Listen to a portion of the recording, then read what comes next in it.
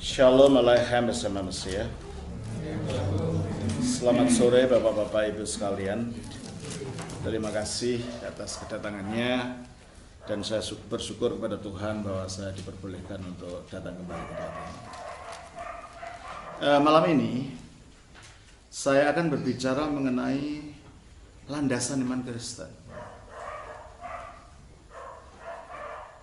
Sebenarnya landasannya iman Kristen itu apa sih? Karena begitu banyak aliran gereja sekarang, masing-masing menyatakan landasannya beda-beda. Ada yang mengatakan, landasannya harus berbahasa lidah, kayak gitu. Ada yang bilang, landasannya harus merayakan hari Sabat, ada yang gitu. Landasannya harus memberikan perpuluhan, ada yang gitu. Tapi betulkah itu landasannya? Itu pertanyaan. Kalau saya melihat itu hanya kembangan, bukan landasan.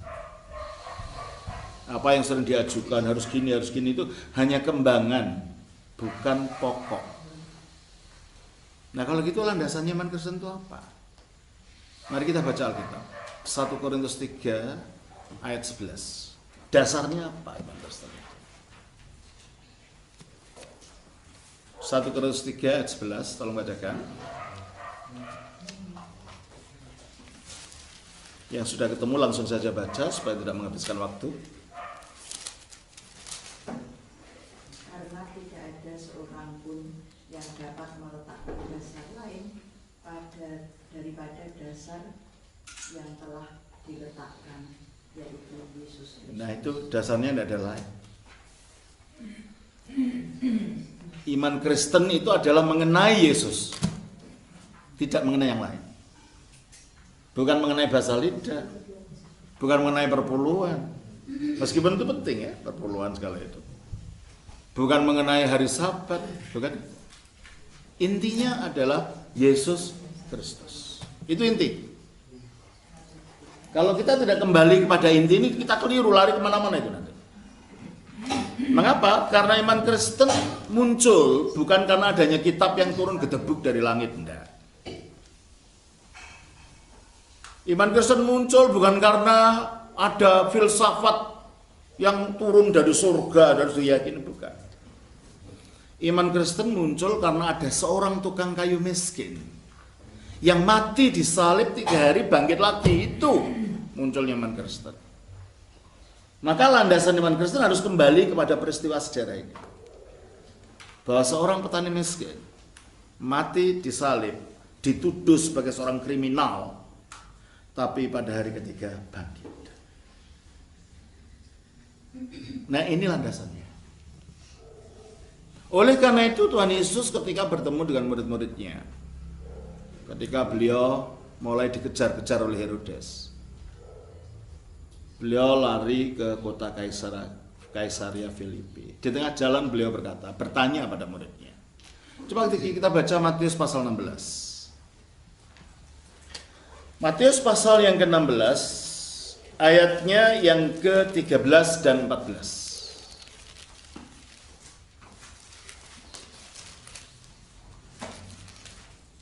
Matius 16 ayatnya 13 dan 14 sampai 15 lah. Setelah Yesus tiba di daerah Kaisaria Filipi, ia bertanya kepada murid-muridnya, kata orang, siapakah anak manusia itu? Kata orang, anak manusia itu siapa? Ini gelar yang paling disukai oleh Tuhan Yesus, menyebut dirinya anak manusia. Nah, dia tanya, kata orang, anak manusia itu siapa? Lanjutkan. Jawab mereka, ada yang mengatakan Yohanes Pembaptis, ada juga yang mengatakan Elia, dan ada pula yang mengatakan Yeremia atau salah seorang dari para rabi. Ternyata ketika Yesus hidup pun sudah terjadi kontroversi. Ketika Yesus masih ada, kontroversi sudah ada. Yesus ada yang mengatakan dia itu Nabi Elia. Ada yang mengatakan dia itu Nabi Yeremia. Ada yang mengatakan siapa lagi tadi? Yohanes Pembaptis. Ada yang mengatakan salah seorang nabi. Loh, kalau Tuhan Yesus saja masih hidup, orang itu sudah pendapatnya ngalor idul, tidak karuan dengan Tuhan Yesus. Apalagi sekarang. Sekarang adalah mengatakan Tuhan Yesus itu hanya seorang nabi yang bukan anak Allah dan tidak ilahi, yang tidak pernah disalib. Ada yang ngomong gitu, ya toh? Ada lagi orang mengatakan Tuhan Yesus itu saudara kembarnya Lucifer, itu agama Mormon. Ada lagi Tuhan Yesus itu adalah malaikat Mikael yang jadi manusia, itu saksi Yehova.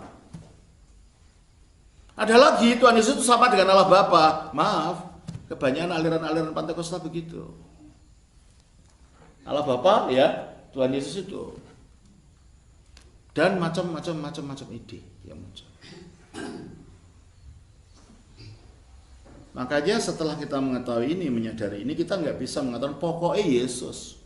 Ya bukan pokoknya Yesus yang gimana, karena kita ada begitu banyak Yesus. Mau Yesus yang saksi Yehova, mau Yesus yang adalah Allah Bapa, mau Yesus adalah manusia biasa tidak pernah disalib, itu Yesus juga.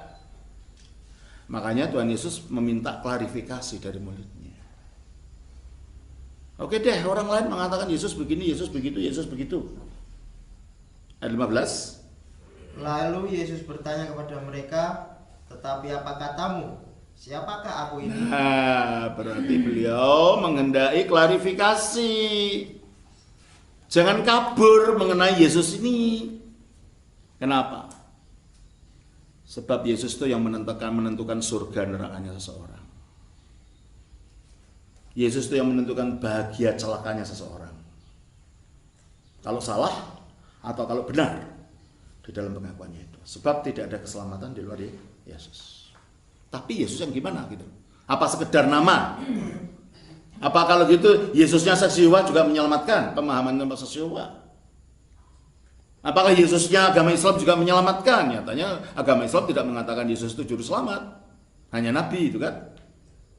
Berarti kalau gitu pemahaman kita tentang Yesus harus tepat, benar, sesuai dengan keberadaan dia yang sebenarnya. Coba kita baca di dalam Kisah Rasul pasal 3, pasal yang keempat ayat 12. Kita baca. Dan keselamatan tidak ada di dalam siapapun juga selain di dalam dia. Oke. Keselamatan tidak ada di dalam siapapun juga selain di dalam dia. Terus sebab dia di bawah kolong langit ini tidak ada nama lain yang diberikan kepada manusia yang olehnya kita dapat diselamatkan. Oke. Di bawah kolong langit ini tidak ada nama lain yang olehnya manusia dapat diselamatkan. Nama ini bukan sekedar bunyi ya kalau dalam bahasa Ibrani, dalam pemikiran Ibrani. Nama itu identitas. Hakikat identitas seseorang. Ya, kalau orang Jawa itu asma iku minangka japa gitu katanya. Dulu, sekarang sih ndak. Nama ndak ada artinya sekarang. Ada namanya bintang film India diikuti namanya kan ya, kalau dulu kan enggak. Puja ning tias gitu artinya pujaan hati kan gitu. Kalau zaman dulu kan nama itu memang ada tujuan sebagai doa zaman dulu. Budaya Tionghoa juga gitu. Kalau beri nama itu ada mana-mana artinya. Kuang ai, terang cinta kasih. Ada mananya kan? Sekarang kan enggak. Nama Bella siapa? Bella itu apa gitu ya? Sudah enggak ada artinya. Sekarang hanya bunyinya aja gitu. Zaman dulu enggak. Nama bukan hanya sekedar bunyi, apalagi dalam Alkitab. Nama identitas. Oleh karena itu tidak cukup hanya membunyikan suara Yesus. Harus mengerti Yesus ini siapa. Nah ini, ya Yesus yang benar inilah yang menyelamatkan itu. Bukan sekedar bunyi suara Yesus. Makanya Tuhan Yesus mengatakan, menurut kamu, aku ini siapa? Nah, kalau tidak benar gimana? Kalau ya saya percaya Yesus, tapi ternyata Yesusnya lain gitu loh. Dikritik sama kitab suci. 2 Korintus 4 ayat 11.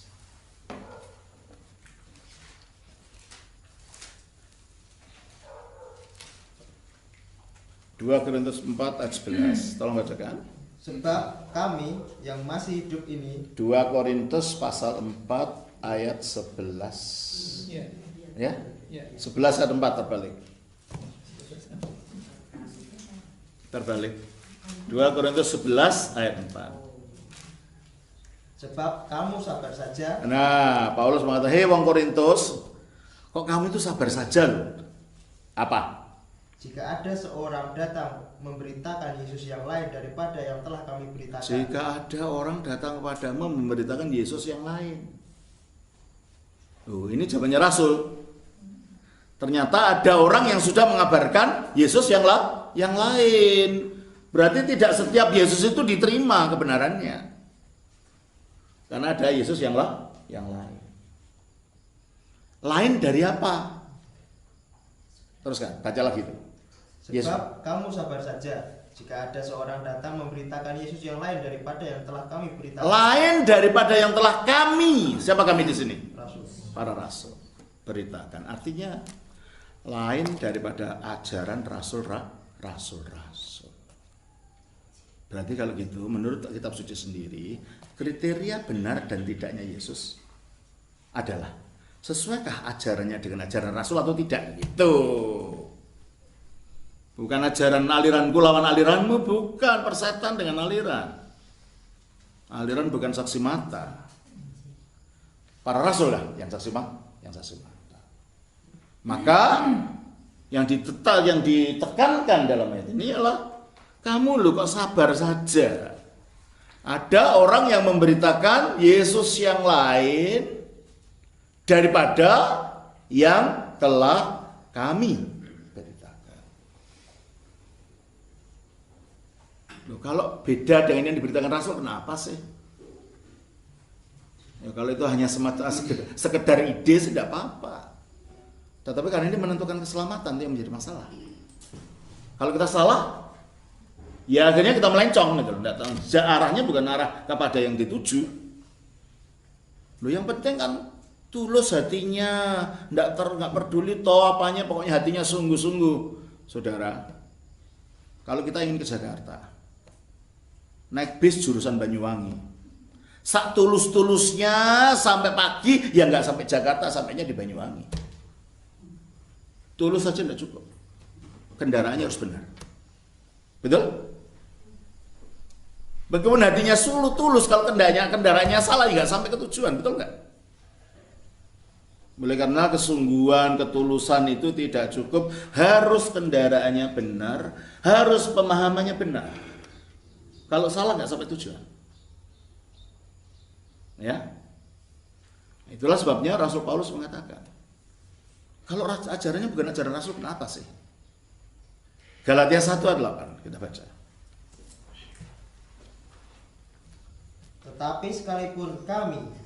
Siapa di sini kami? Para rasul. Sekalipun kami. Terus? Atau seorang malaikat dari surga. Entahlah dia ngaku Jibril atau ngaku Mikail atau ngaku siapapun, memberitakan kepada kamu suatu Injil yang berbeda. Nah, kalau ada yang memberitakan kepada kamu, biar ngakunya rasul pun, memberitakan Injil kepada kamu yang telah kami beritakan kepadamu, yang berbeda dari yang telah kami beritakan. Apa katanya? Terkutuklah dia. Ngeri loh. Kena ing ipat-ipat katanya. Anathema dalam bahasa aslinya.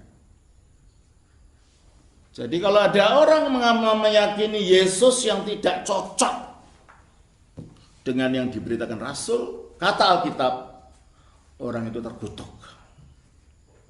Bahaya kan? Berarti kalau begitu memang kita harus kembali kepada ajaran Rasul itu. Dan itu kita diingatkan oleh kitab suci. Kita baca Yudas 1 ayat 17.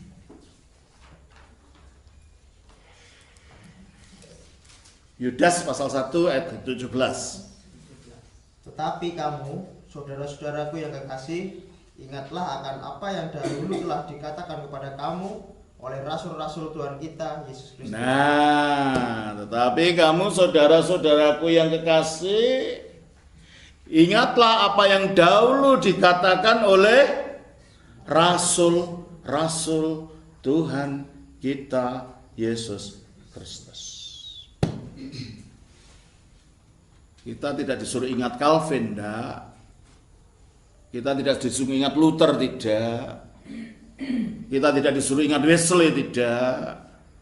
Kita disuruh ingat apa yang dikatakan oleh rasul-rasul Tuhan kita Yesus Kristus. Dan rasul sendiri mengatakan, barang siapa memberitakan Injil yang berbeda dari yang kami katakan, kami beritakan, terkutuklah ia. Berarti kalau gitu serius sekali Bapak Ibu. Serius sekali masalah iman itu.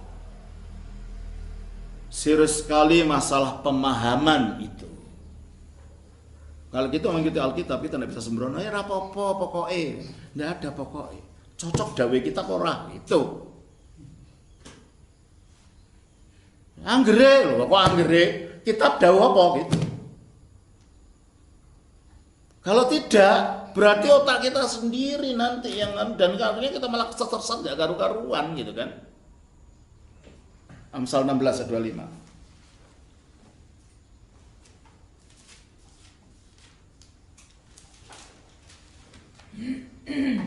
Ada jalan yang disangka lurus tetapi ujungnya menuju maut. Ini masalahnya. Ada jalan yang disangka lurus, ujungnya menuju maut. Makanya kita tidak mempertahankan idenya sendiri. Kita semua harus tunduk kepada ajaran Kristus yang disampaikan oleh para rasul. Sebab para rasul itulah yang dianggap menjadi gurunya jagat, gurunya dunia. Kita baca dari Matius pasal 28 ayat 19.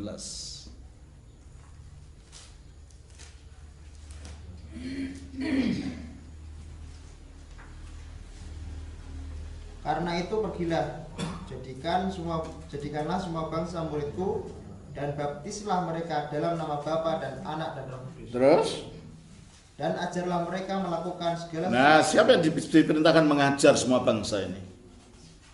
Ayat 16. Dan ke-11 murid itu berangkat. 11 murid itu. Berarti Tuhan Yesus menunjuk para rasul yang 11 ini. Mengapa 11? Kok bukan 12? Yudas sudah gantung diri. Sang Kristus menunjuk yang 11 ini secara khusus sebagai guru jagat, gurunya dunia. Nah ini orang jadi sombong, tidak perlu rasul, yang penting Yesus. Kamu tahu Yesus dari mana kalau bukan dari rasul? Emangnya Injil itu keluar dari percetakan gitu aja? Injil itu ditulis para rasul. Para rasul menulis karena menjadi saksi. Ya ada orang sombong gitu sekarang. Saya tidak perlu rasul. Kalau nggak perlu rasul ya kamu nggak akan ada kitab suci. Kitab suci yang nulis rasul kok. Gitu kan? Nah, baik. Jadi kita mengerti mengapa sih perlunya ajaran rasul itu. Sebab kalau ajaran rasul kita nggak dibingungkan dengan macam-macam tafsiran aliran. Ajaran rasul itu satu. Jadi kalau kita semua pada ajaran itu, ya nggak akan ada perpecahan gereja. Yang menjadi perpecahan gereja karena masing-masing punya idenya sendiri, mendirikan teologinya sendiri. Kalau seandainya semua mau tunduk kembali pada ajaran rasul, gereja tidak terpecah-pecah seperti sekarang.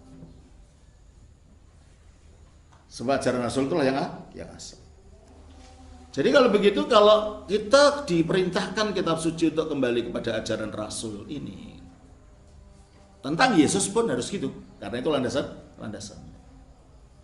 Nah, ajaran rasul tentang Yesus itu yang gimana sih? Gitu sekarang. Oke? Jadi kita tahu mengapa perlunya ajaran rasul. Dan sekarang mengapa kita perlu Yesus yang tepat seperti yang diajarkan rasul. Nah, sekarang ajaran rasul itu gimana tentang Yesus sendiri? Sebenarnya ajaran rasul itu sangat sederhana, sangat sederhana. Anak kecil pun tahu. Tetapi implikasinya sangat luas dan dalam. Coba kita baca di dalam Kisah Rasul pasal 1 ayat 20-21, ketika Rasul Paulus sebagai pimpinan para rasul memilih penggantinya Yudas. Kan Yudas gantung diri. Angka 12 harus tetap simbolnya, itu simbol Israel baru. Sebagaimana Israel lama punya 12 bapak gereja. Kisah Rasul 1 ayat 20-21. 20-21. Jadi angka 12 itu harus tetap dipertahankan sebagai simbol bahwa gereja adalah Israel baru. Sebagaimana Israel lama punya punya nenek moyangnya 12 suku, Israel baru punya nenek moyangnya 12 rasul. Sehingga angka 12 itu tidak bisa digantikan. Makanya ketika yang satu hilang harus diganti. Ya. Coba kita baca di dalam Wahyu pasal 21 dulu. Ayatnya 14. Mengenai bagaimana permanennya angka 12 ini. Ya. Kita baca Wahyu pasal 21 ayat 14. Dan tembok kota itu mempunyai 12 batu dasar, dan di atasnya tertulis ke-12 nama ke-12 rasul. Nah, tembok kota Yerusalem baru itu ada 12 batu dasar, dan di atasnya tertulis nama 12 rasul. Berarti angka 12 ini telah terpatri bahkan sampai di surga gitu lah. Tidak bisa dihilangkan begitu saja. Makanya ketika 12 rasul yang satu hilang, harus diganti untuk menggenapi angka 12 yang menunjukkan gereja adalah Israel baru. Lah, syaratnya apa? Syaratnya untuk menjadi rasul itu apa? Ya, Kisah Rasul 1 ayat 10 ayat 20-21 tadi. Tolong bacakan. Sebab ada tertulis dalam kitab Mazmur, biarlah perkemahannya menjadi sunyi, dan biarlah tidak ada penghuni di dalamnya, dan biarlah jabatannya diambil orang lain. Ya, jabatan orang hilang itu harus diganti orang lain. Maka terus? Jadi harus ditambahkan kepada kami seorang dari mereka yang senantiasa datang berkumpul dengan kami. Nah, jadi syaratnya adalah orang yang selama masa-masa awal Tuhan Yesus hidup, orang ini selalu berkumpul dengan para rasul. Itu syarat pertama. Terus? Kedua? Yaitu mulai dari baptisan Yohanes sampai hari Yesus terangkat ke surga. Nah, mulai Yohanes pembaptis sampai Yesus ke surga. Jadi kalau zaman sekarang ada orang ngaku-ngaku rasul, bilang Anda bohong. Sebab syaratnya adalah orang itu harus berkumpul dengan para rasul yang asli sejak zaman Yohanes Pembaptis sampai Yesus naik ke surga. Jangan mudah ditipu karena sekarang ada orang ngaku-ngaku rasul sekarang. Ya, terus kemarin tuh saya ada dapat SMS, ada nabi Yesaya Gunawan. Ini nabi dari mana? Nah, di SMS saya memberikan nubuat-nubuat tentang Indonesia ini. Ini kok berani-berani loh orang begitu. Nah, kalau kita dalam kitab suci kita bisa ditipu orang-orang begini. Ya? Teruskan.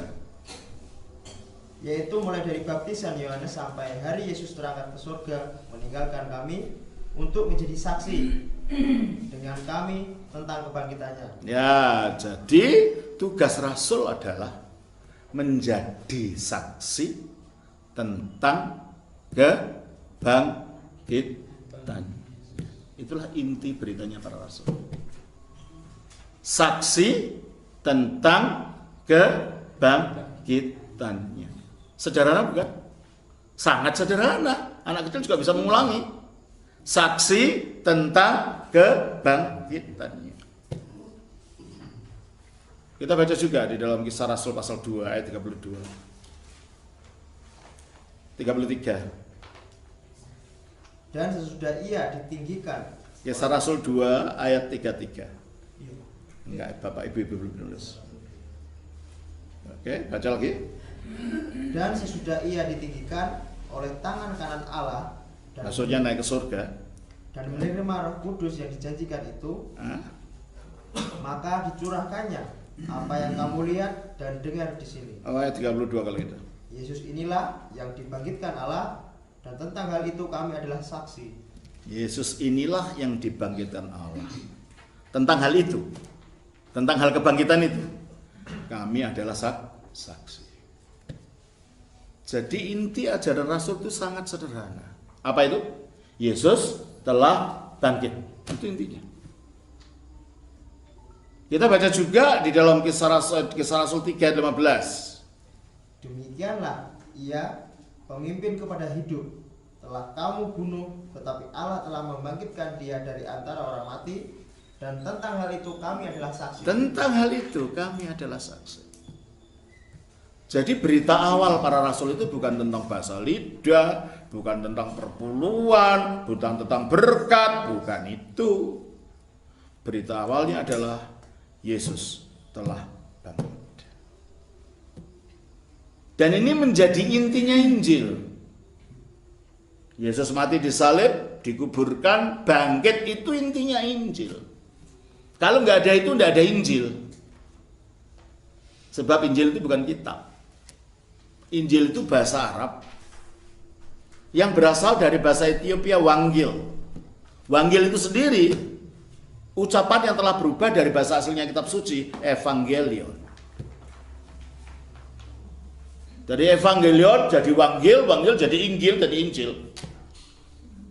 Itu dari bahasa Yunani. Evangelion artinya berita sukacita, kabar kabungahan. Sukacita apa? Sukacita keselamatan melalui penyaliban, kematian, dan kebangkitan Yesus. Itu loh artinya Injil. Jadi awalnya tidak ada kitab namanya Injil, itu tidak. Ketika Injil itu diberitakan, itu berita lisan. Jadi tidak ada kitab namanya Injil gedebuk turun dari langit, tidak ada. Yesus pun tidak pernah menulis kitab namanya Injil.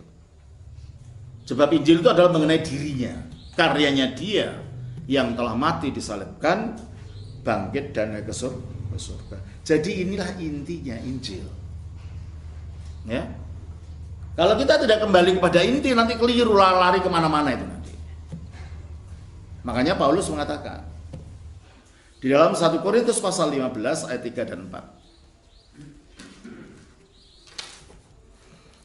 Sebab yang sangat penting telah kusampaikan kepadamu, yaitu apa yang telah kuterima sendiri, ialah bahwa Kristus telah mati karena dosa-dosa kita sesuai dengan kitab suci, bahwa ia telah dikuburkan, dan bahwa ia telah dibangkitkan pada hari yang ketiga sesuai dengan kitab suci. Terima kasih.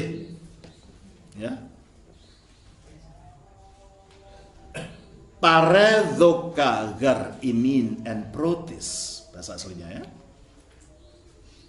Paredoka gar imin and protis. Aku sampaikan kepadamu pertama-tama, yang utama sekali. Oke, parelabon, yang aku sendiri telah terima. Dari siapa? Dari rasul-rasul sebelum dia.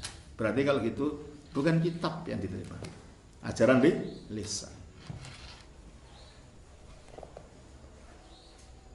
Ότι Χριστός απέθανεν υπέρ των αμαρτιών ημών κατά τας γραφάς. Gereja Purba kalau baca kitab suci begitu, Bu. Jadi ngaji itu bukan baru muncul abad ke-7. Orang Kristen Purba kalau baca kitab suci ya gitu, itu dingajikan gitu, bukan hanya dibaca aja. Nah, kita kebanyakan di dunia modern ini sudah tidak tahu, kehilangan jejak. Ketika diberitahu, loh kok ada gitu? Ya memang gitu, dari awalnya gitu ya. Maka saya tunjukkan, ini caranya baca ya. Ότι Χριστός απέθανεν υπέρ των αμαρτιών ημών. Bahwa Kristus telah mati bagi dosa-dosa kita. Kata atas grafas. Sesuai dengan kitab-kitab suci. Και ότι έταφη και ότι εγίγερτε, dan dia telah dikuburkan dan telah dibangkitkan di imera ti triti kata tas grafas, pada hari ketiga sesuai dengan kitab suci. Jadi kata Paulus, inilah yang utama sekali. Yesus mati bagi dosa-dosa kita. Dia dikuburkan, dia bangkit. Loh, lah kok sesederhana itu toh Romo? Injil itu semua manusia, jadi anak kecil bisa ngerti, profesor juga bisa mendalami gitu loh Injil itu. Itu anehnya Injil itu. Kelihatannya sih sederhana. Tapi mari coba kita lihat lebih dalam lagi. Yesus mati, betul? Lalu bangkit. Mati lagi enggak? Sesudah dia bangkit, mati lagi tidak? Kalau gitu, kematian berkuasa atas dia enggak sudah bangkit itu? Kalau gitu, kematian diapakan oleh dia? Dikalahkan, itu intinya. Berarti Kristus telah mengalahkan kematian. Tidak ada manusia yang bisa mengalahkan kematian. Tidak ada. Semuanya mati dikubur. Kuburannya ada. Yesus ada kuburnya tapi kosong. Karena pada hari ketiga dia bangkit. Coba kita baca di dalam Roma pasal 6 ayat 9. Roma 6 ayat 9.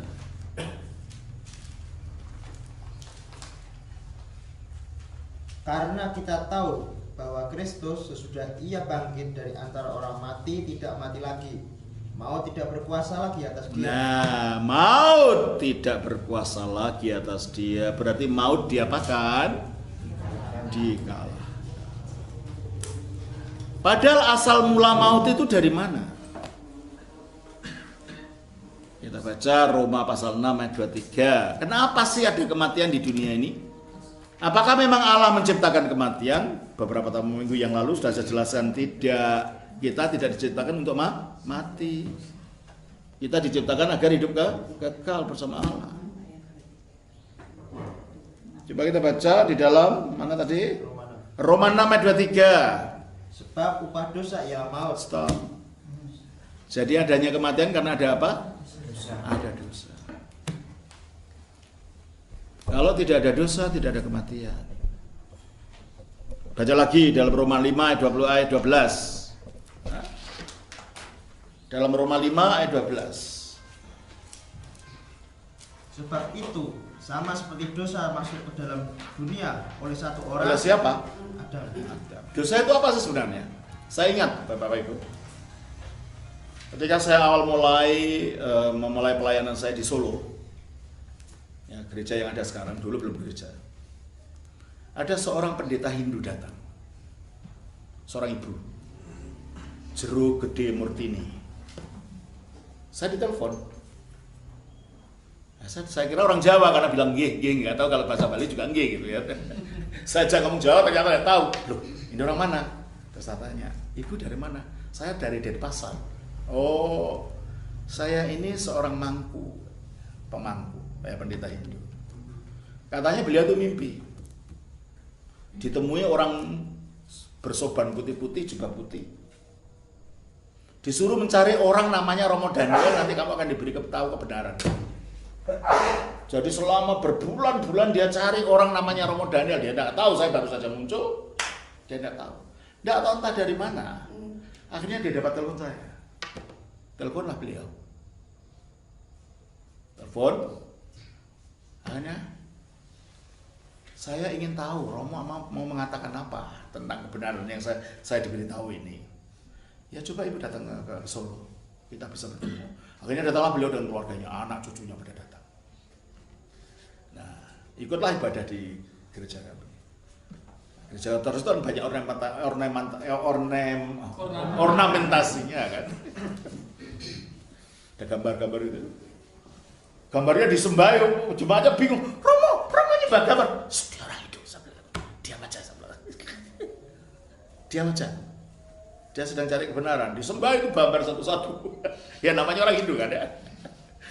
Ada gambarnya Tuhan Yesus, ada gambarnya malaikat, ada apa, disembahi satu-satu. Bingung kemudian, Romo ini gimana? Biar dia bukan orang Kristen. Jangan aja. Dah selesailah kami ibadah. Dan biasanya dalam gereja ortodoks ketika seorang romo mau membawa perjamuan kudus, mau diarak, dia minta maaf, minta ampun kepada jemaat dulu. Saudara ampuni, maafkanlah dosa-dosaku. Baru dia berangkat. Ibu ini dengar. Selesai liturgi ini, beliau mendekati saya. Romo kok berani-beraninya di situ? Loh kenapa, Bu? Kalau Romo merasa masih orang berdosa, kenapa mempersembahkan persembahan kepada Tuhan? Saya juga pendeta loh, Romo. Kalau saya masih merasa berdosa, saya nggak berani dan kepat masalah mempersembahkan korban kepada yang widi. Gitu. Maksudnya apa, Bu? Tadi bukan Romo bilang, saudara maafkanlah salahku dan dosaku. Oh iya, jadi berarti Romo merasa berdosa kan? Kenapa beraninya di situ? Katanya. Wah, saya nggak menyangka akan ada pertanyaan ini. Terus saya tanya, Bu, menurut Ibu apa dosa yang dimaksud apa di situ? Ya kalau masih hidup dalam secara moral tidak benar, secara ritual masih salah, ya itulah dosa. Oh bukan itu yang kami maksud, Bu. Loh, apa itu, Romo? Dalam bahasa asli kitab suci kami, dosa itu bunyinya hamartia. Nah, artinya apa itu? Hamartia itu dulu istilah yang digunakan dalam olahraga panahan. Kalau orang mana itu ada pasar yang dia harus dituju. Kalau anak panahnya mengenai sasaran, nah itu bagus.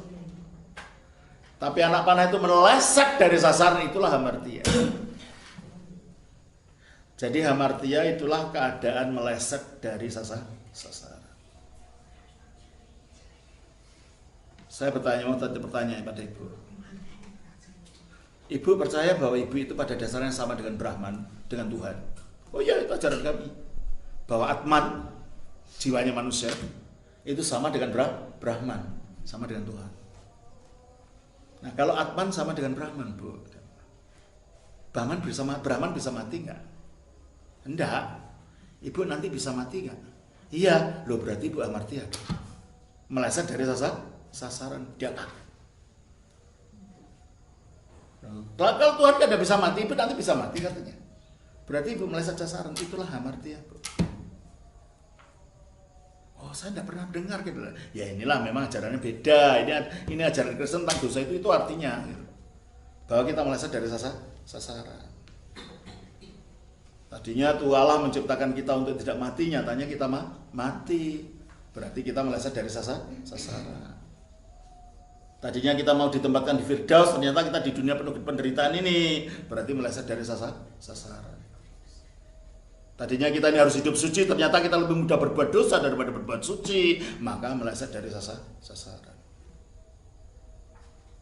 Ini yang disebut keadaan dosa, keadaan hamartia. Oleh satu orang Adam ini menyebabkan adanya ini gitu loh. Jadi karena Adam sudah diusir dari Taman Eden, berarti dia melahirkan anak-anak di luar Taman Eden kan? Kalau dia di luar Taman Eden, tidak mungkin melahirkan anaknya di dalam Taman Eden kan? Jadi anaknya mewarisi akibat dari yang dialami oleh Adam. Maka oleh satu orang dosa atau hamartia itu masuk ke dalam dunia. Coba kita baca di dalam Roma tadi 5:12. Sebab itu sama seperti dosa telah masuk ke dalam dunia oleh satu orang, yaitu Adam, dan oleh dosa itu juga maut, demikianlah maut itu telah mengenjalar kepada semua orang. Terima kasih. Jadi dosa masuk ke dalam dunia oleh satu orang, dan oleh dosa itu masuknya maut, gitu lah. Oleh hamartia yang satu tadi kita jadi mati. Coba kita lihat, kok bisa begitu, logikanya gimana sih? Mari kita lihat dulu Kejadian pasal yang kedua 16-17. 16-17, Kejadian 2 16-17. Lalu Tuhan Allah memberi perintah ini kepada manusia.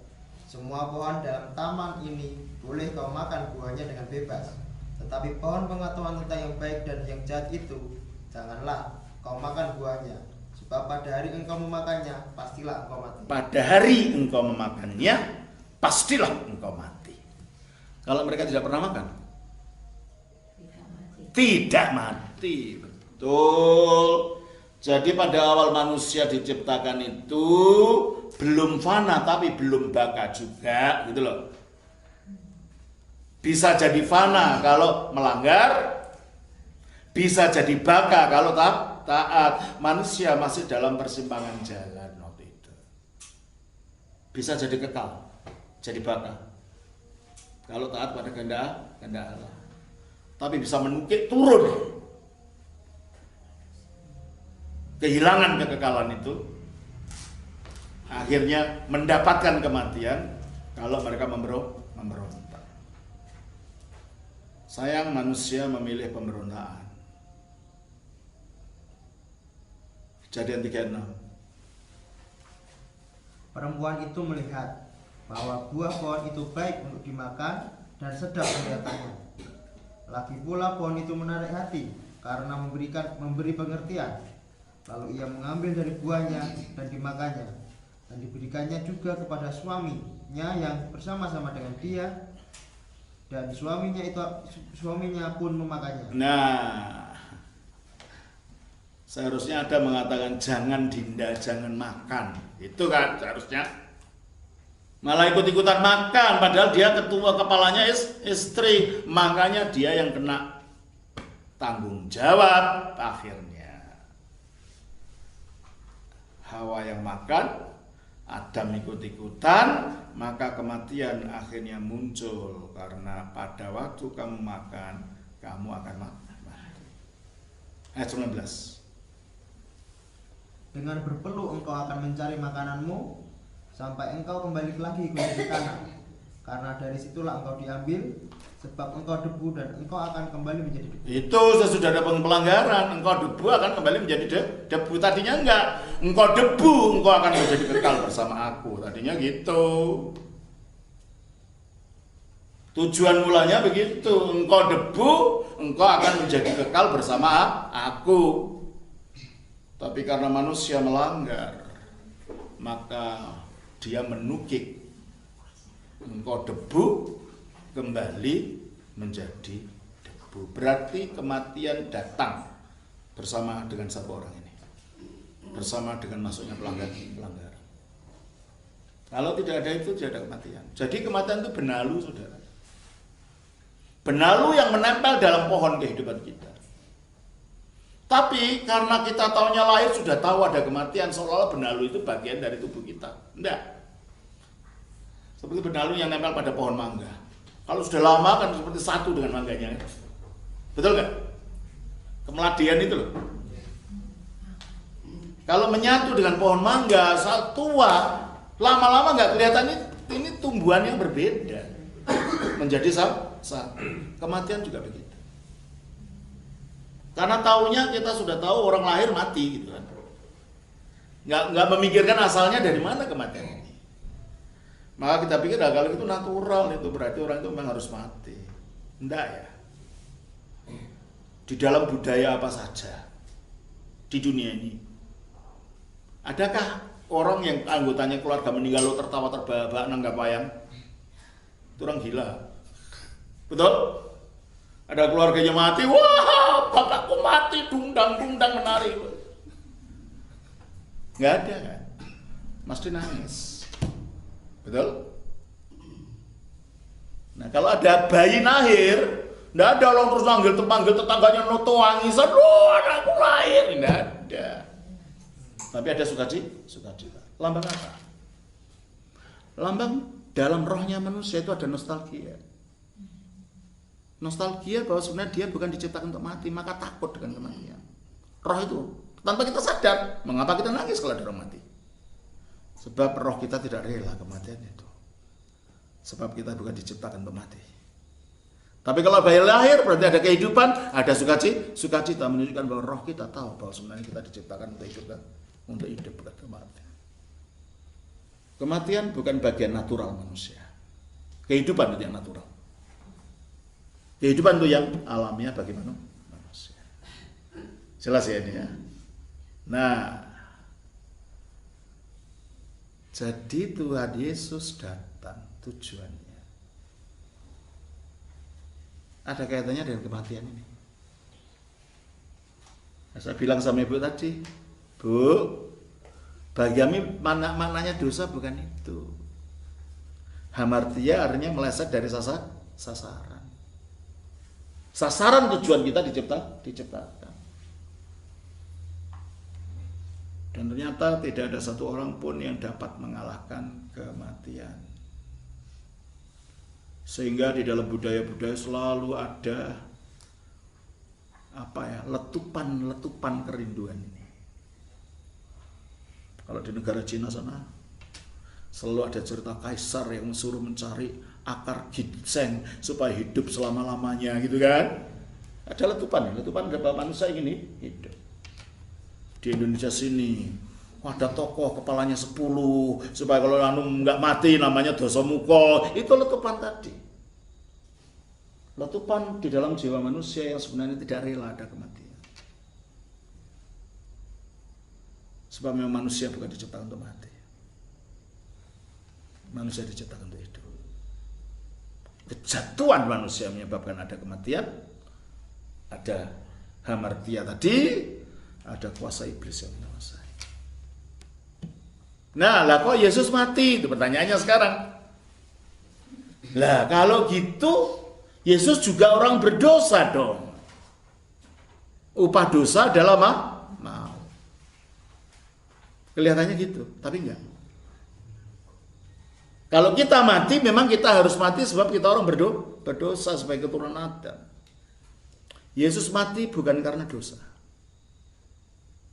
Yohanes pasal 10 ayat 17 sampai 18.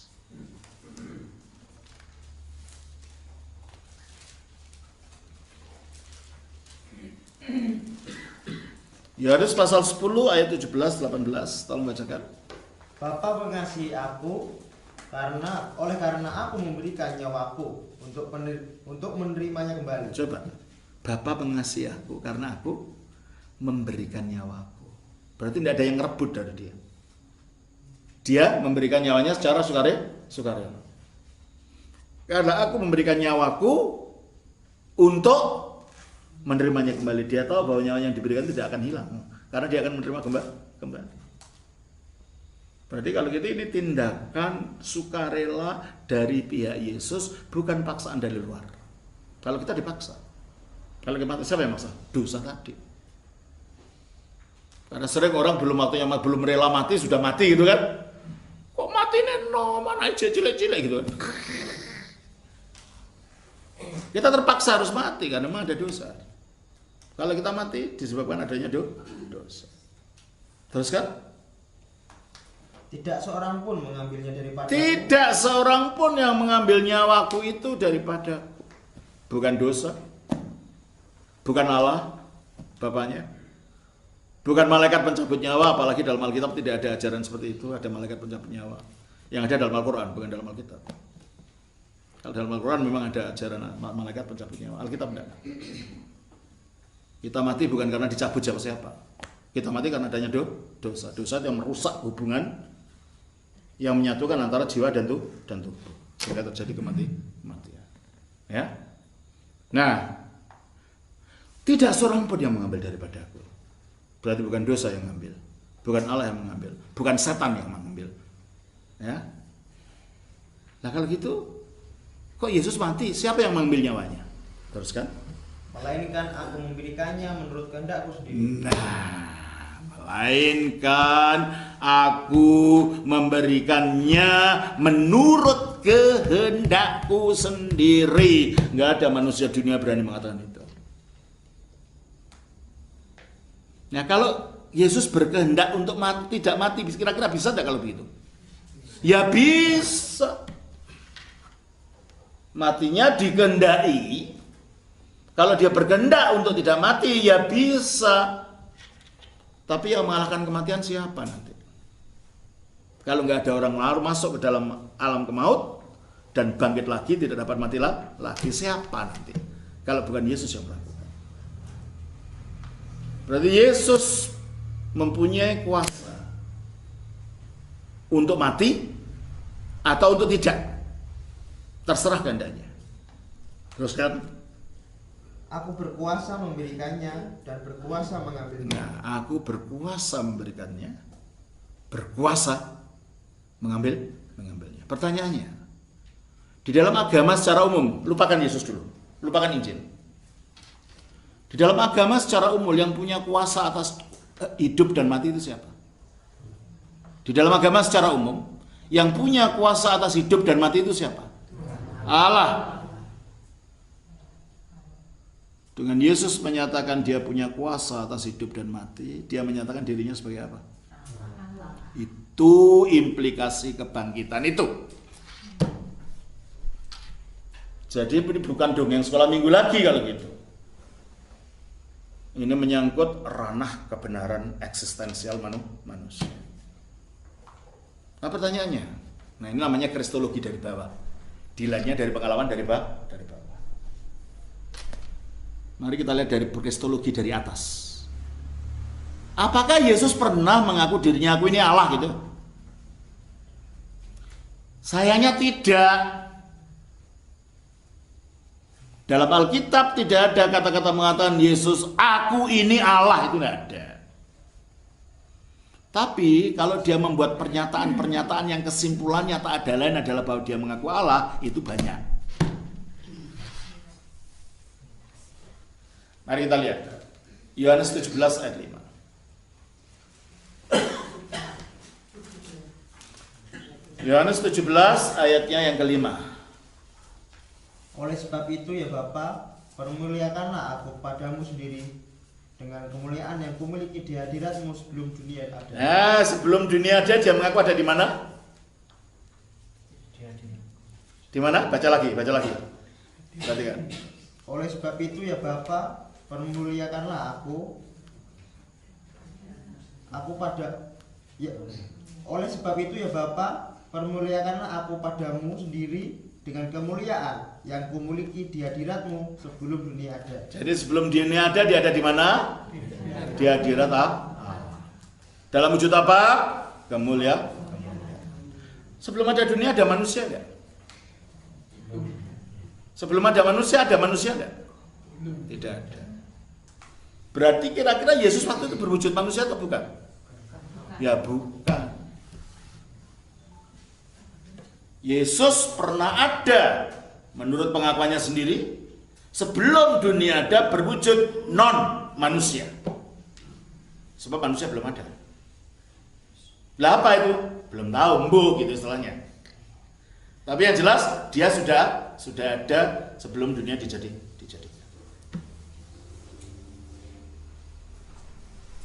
Makanya kalau dalam agama Islam dikatakan bahwa Yesus itu hanya seorang nabi. Masa sih ada nabi sudah ada sebelum dunia ada?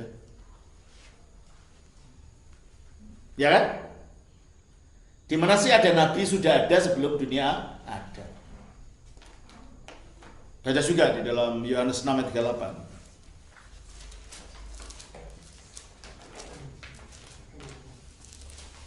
Yohanes 6 ayat 38. Sebab aku telah turun dari surga. Terima kasih. Nabi mana yang pernah turun dari surga? Ya kalau menurut Islam sih di Isra Mi'raj Nabi Muhammad naik ke surga turun lagi. Tapi kan asalnya bukan dari surga. Ini mengaku asalnya dari surga. Aku turun dari surga. Dari mana tahu? Yohanes 3:13.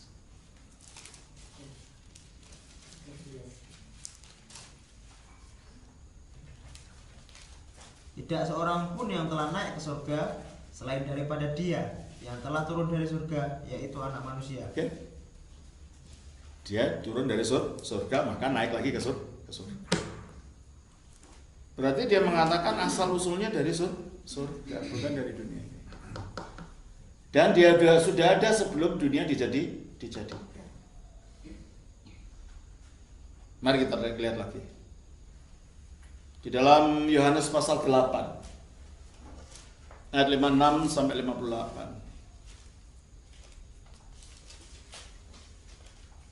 Abraham, bapamu bersukacita bahwa ia akan melihat hariku, dan ia telah melihatnya dan ia bersukacita. Coba kita renungkan dulu. Pada waktu Yesus berbicara, yang dicatat dalam ayat ini, dengan orang Yahudi, Abraham itu sudah 2000 tahun yang lalu meninggal. Nabi Ibrahim, kalau menurut agama Islam, itu sudah 2000 tahun yang lalu meninggal ketika kisah yang dicatat ini terjadi. Abraham, bapamu, apa katanya?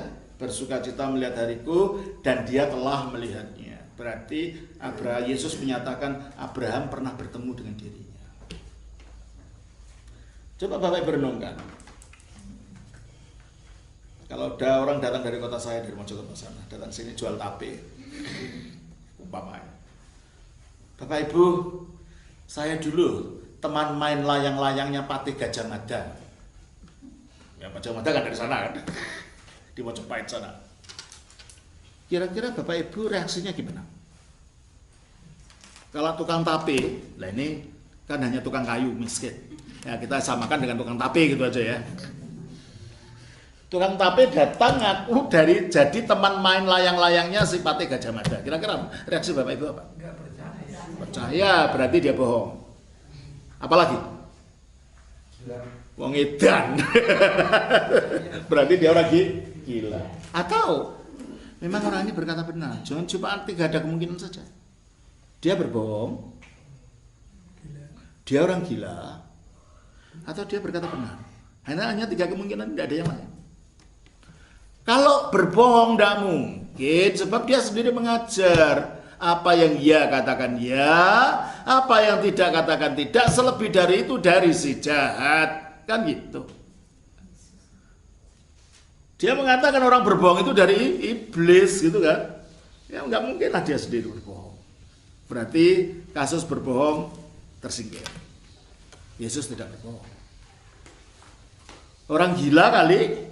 Orang gila itu tidak bisa membangkitkan orang mati, tidak bisa menyembuhkan orang sakit. Betul? Kasus gila tersingkir. Berarti dia berkata benar. Bahwa Abraham pernah bertemu dengan dia. Saya tidak ada waktu untuk membuktikan ini. Itu ada dalam perjanjian lama. Nanti slide kali. Hanya dia berkata benar bahwa Abraham pernah bertemu dengan dirinya. Makanya dia mengatakan. Terus kan. Lalu reaksinya orang Yahudi seperti apa? Ya seperti kita tadi. Oh bohong kali gitu. Masa sih gitu kan. Orang Yahudi juga gitu reaksinya. Apa? Ayat 57. Maka kata orang-orang Yahudi itu kepadanya, umurmu belum sampai 50 tahun dan engkau telah melihat Abraham. Lah kowe iku ora mampu 50 kok ora Abraham iki piye gitu kan. Romo Abraham itu wis sedo dhisik rong tawane kepungkur gitu kan. Gimana kamu nih, umur baru 50 tahun mengatakan bertemu Abraham udah mati 2000 tahun yang lalu kan gitu. Reaksi natural itu. Kita pun akan bereaksi seperti itu. Kalau ketemu mas jual tape tadi. Reaksi kita kan seperti itu, betul? Tapi apa kata Yesus? Kata Yesus kepada mereka, aku berkata kepadamu, sesungguhnya sebelum Abraham jadi, aku telah ada. Lebih mengherankan lagi.